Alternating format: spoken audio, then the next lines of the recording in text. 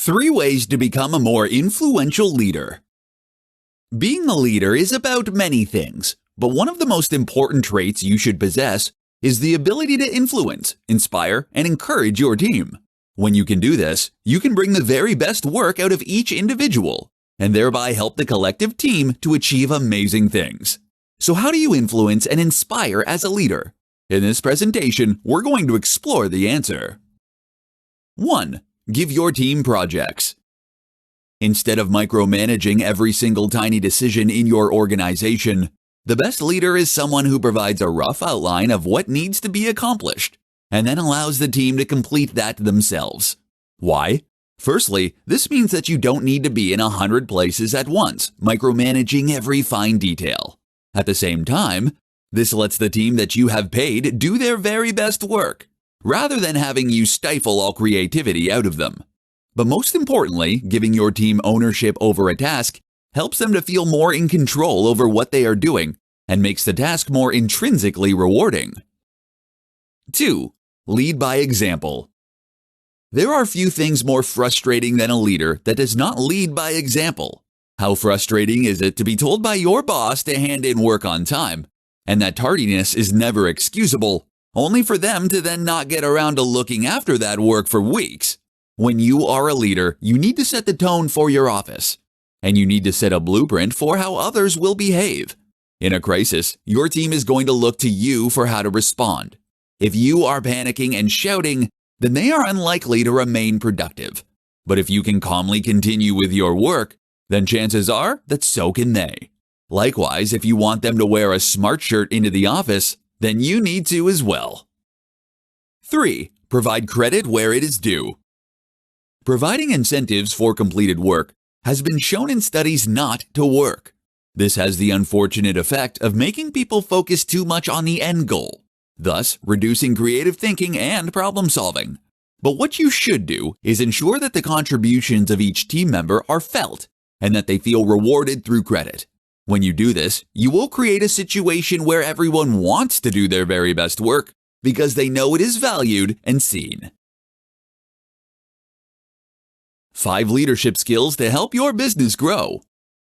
Want to be a better leader and take your business to newer heights? Then listen up and we'll go over 5 crucial skills that are necessary for any leader. Empathizing. One of the single most important skills for any leader is the ability to empathize with their staff. In particular, this means not judging, and it means assuming that each member of your team is their own person with their own things going on. In other words, if someone is performing subpar today, you don't assume they're simply lazy. Instead, you ask what your organization could do differently to help them feel motivated. Or you ask what could be going on in their life that's making them unhappy. Explaining. Talking about goals can help your staff to an extent when done the right way.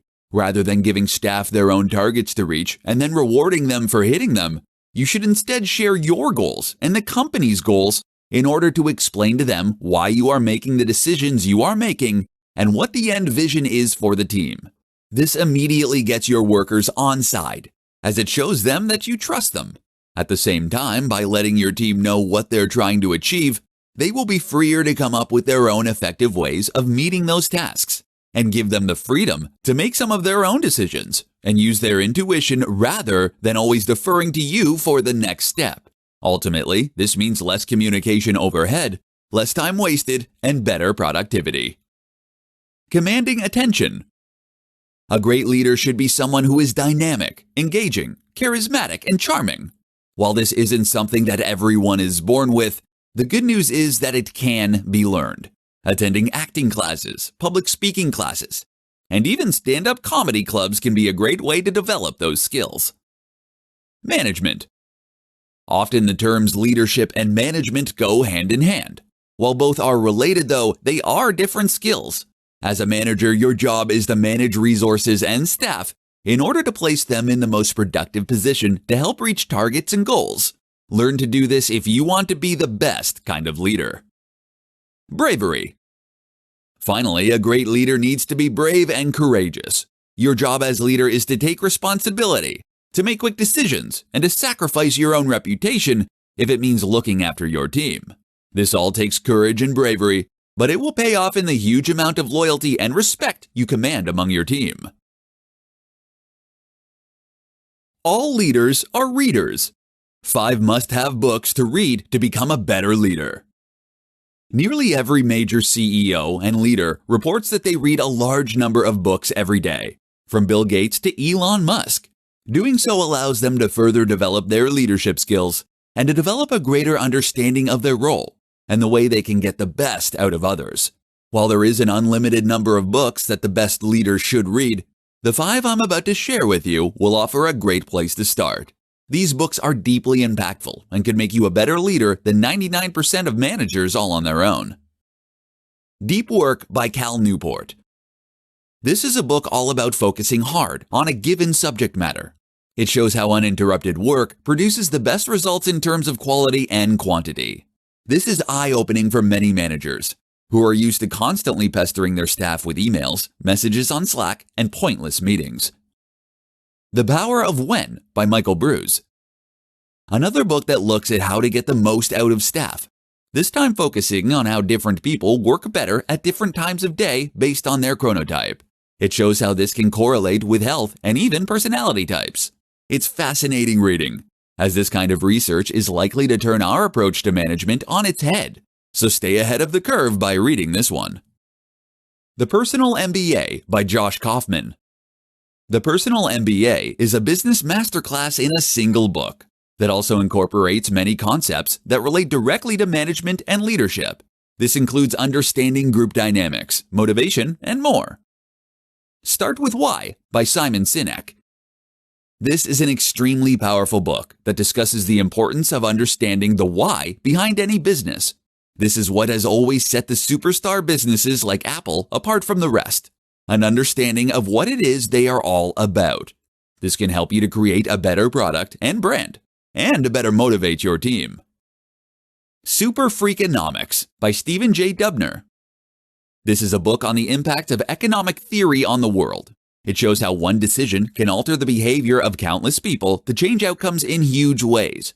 Understanding this fascinating and entertaining book will make you better at every aspect of business, and especially leadership.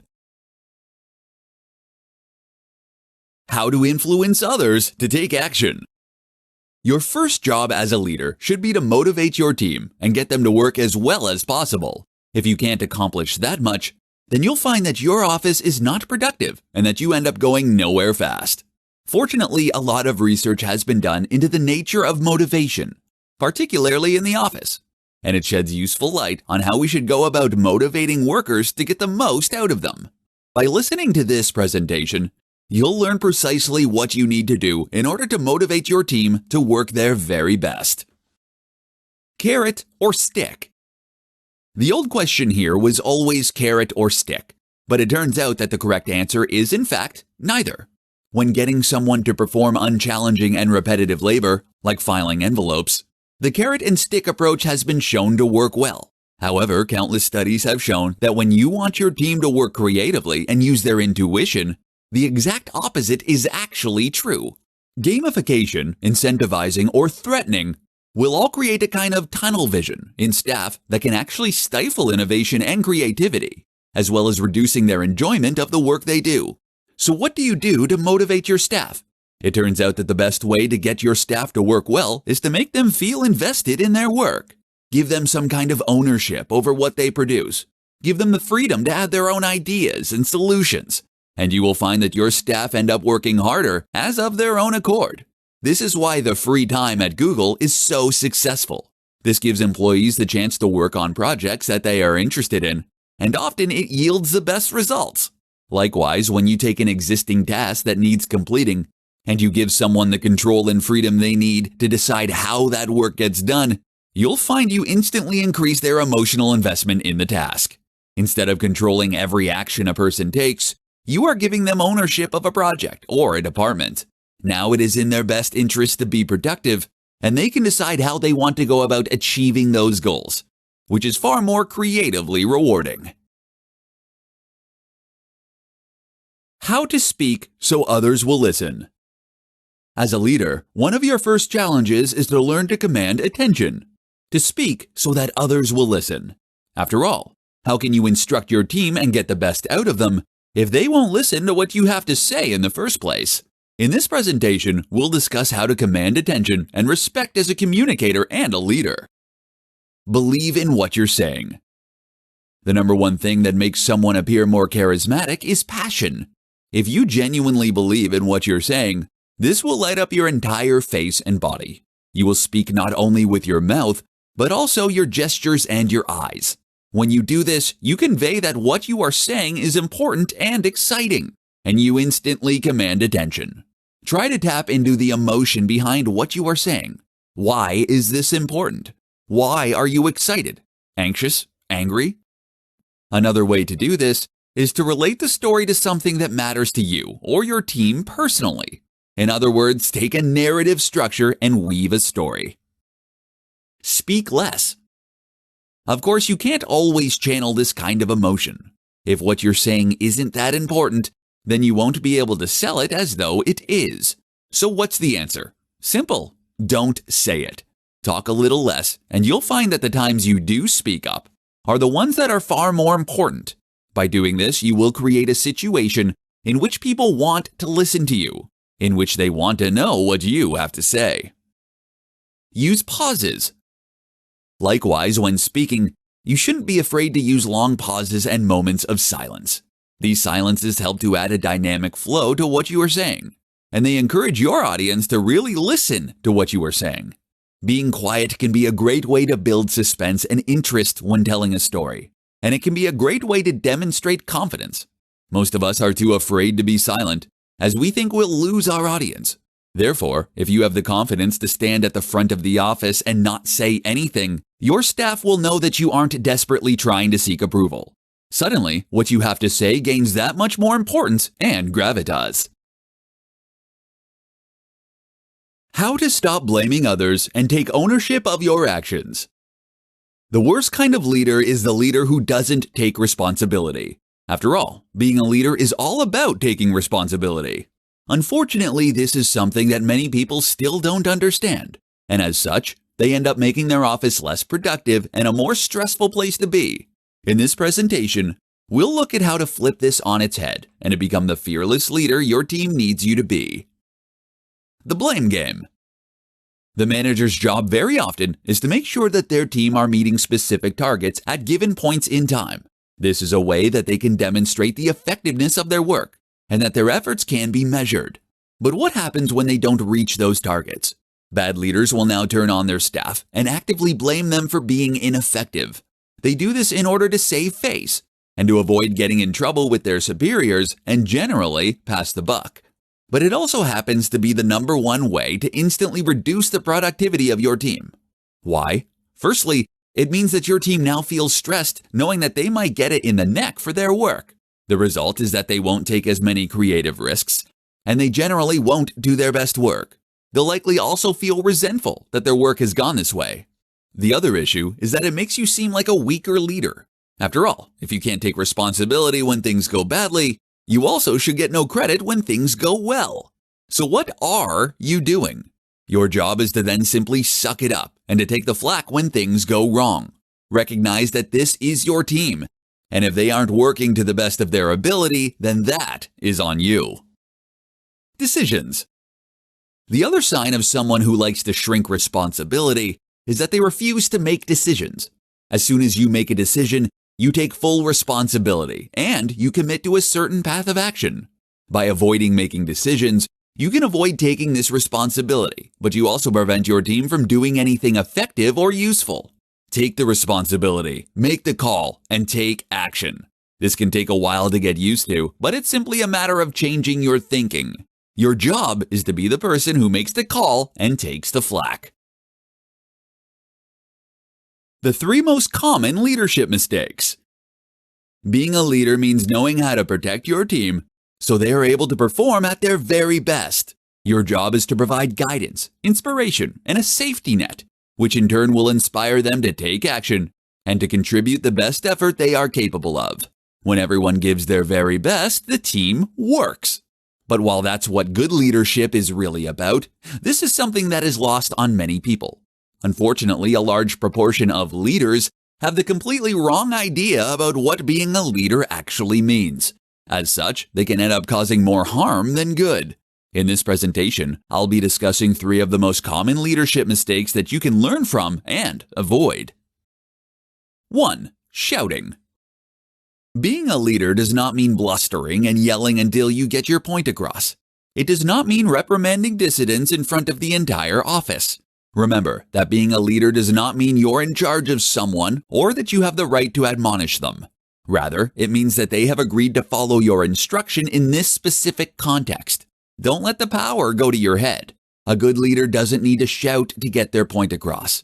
And if things aren't working out, you simply part ways on good terms. 2. Threatening.